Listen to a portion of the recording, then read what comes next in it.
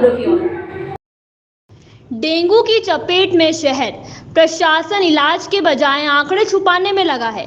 जिन दवाओं का छिड़काव हो रहा है उसमें केमिकल की बजाय केरोसिन मिलाया जा रहा है।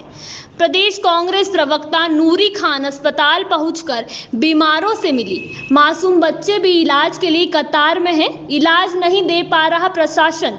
कोरोना महामारी के बाद दूसरी त्रासदी डेंगू के रूप में उज्जैन में आई है और सरकार इलाज उपलब्ध कराने की बजाय एक बार फिर आंकड़े छुपाने में लगी है। मासूमों की जान खतरे में है। कई मासूम अस्पतालों में बिस्तर मिलने का इंतजार कर रहे हैं। सरकार नाकाम है और नगर निगम और स्वास्थ्य विभाग इस डेंगू महामारी के फैलने का जिम्मेदार है। लोगों की जान के साथ खिलवाड़ हो रहा है। कई लोग कतार में हैं कि उनके परिजनों को बेड मिल सके। उक्त आरोप प्रदेश कांग्रेस प्रवक्ता नूरी खान ने लगाए। उज्जैन में ही डेंगू के कारण की लैब में महिला कर्मचारी की मौत और बीमार होते शहर में नूरी खान डेंगू के कारण बीमार हो रहे लोगों से मिलने स्वयं अस्पताल पहुंची।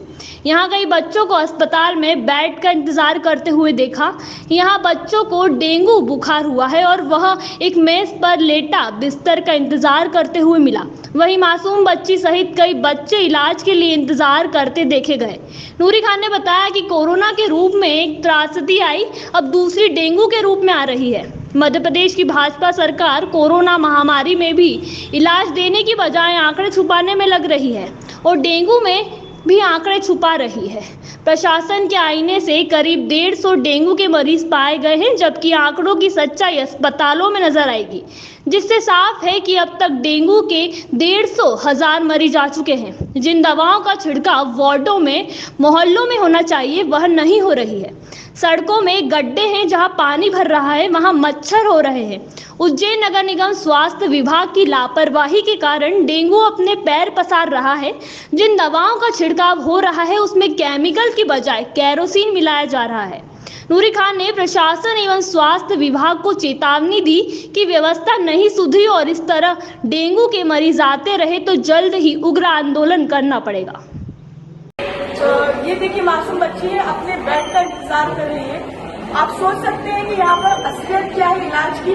पहली बात तो डेंगू इस स्थिति में जो फैल रहा है ये नगर निगम और स्वास्थ्य विभाग और प्रशासन की लापरवाही है।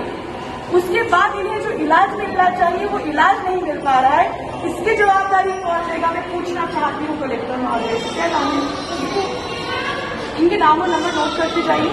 मैं अभी बात करती हूँ अधिकारी से और फिर मैं आपको फोन करती हूँ, ठीक है? इनको हर्षित से देखना है, हर्षित है ना, हर्षित के लिए और खुशबू दोनों के लिए आप इनके नंबर नोट कर लीजिए। दोनों के नंबर ले लीजिए तो मैं इनको फोन लगाती हूँ।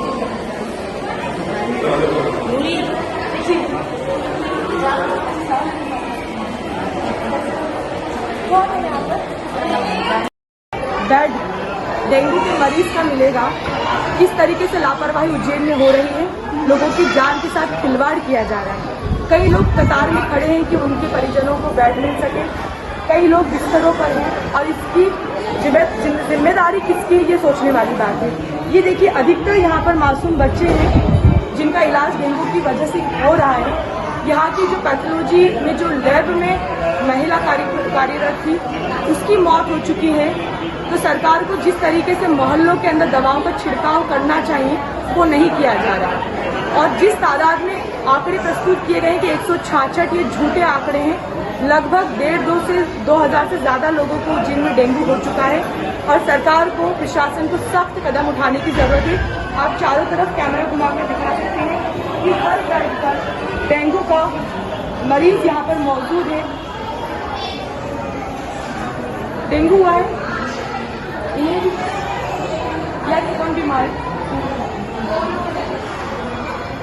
पूरे वार्ड में घूमे हैं, किस तरह की परिस्थितियां हैं, जो डेंगू मलेरिया फैल रहा है लोगों में, कई लोग परेशान हो रहे हैं, क्या कारण? उज्जैन के चरक भवन में मौजूद हूँ मैं और हर वार्ड में जाकर लोगों की स्थिति मैंने देखी है।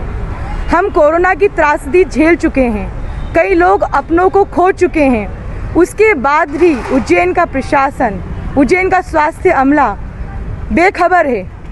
स्वास्थ्य विभाग कह रहा है कि डेंगू के मात्र 166 मामले हैं। शर्म नहीं आती झूठ बोलने में? मैंने चरक भवन के हर बेड पर जाकर देखा है, हर मरीज डेंगू का शिकार है।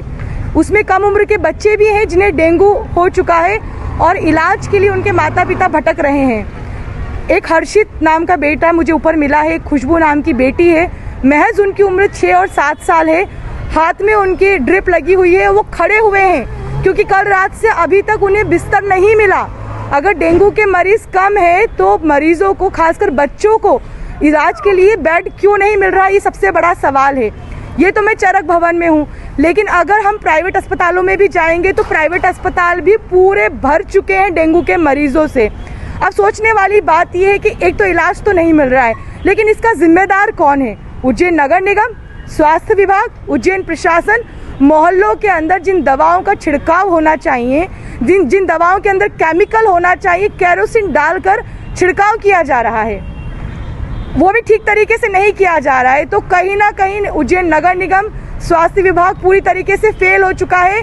मैं चेतावनी देना चाहती हूँ उज्जैन प्रशासन को कि तुरंत अस्पतालों की स्थिति और मोहल्लों की स्थिति अगर नहीं सुधारी गई तो जिस तरीके से डेंगू के मरीजों की तादाद बढ़ रही है, हमें सड़क पर आकर आंदोलन करना पड़े तो उग्र आंदोलन करेंगे। लेकिन सरकार झूठे आंकड़े प्रस्तुत करना बंद करे, क्योंकि 2 मौतें डेंगू की वजह से उज्जैन में हो चुकी है।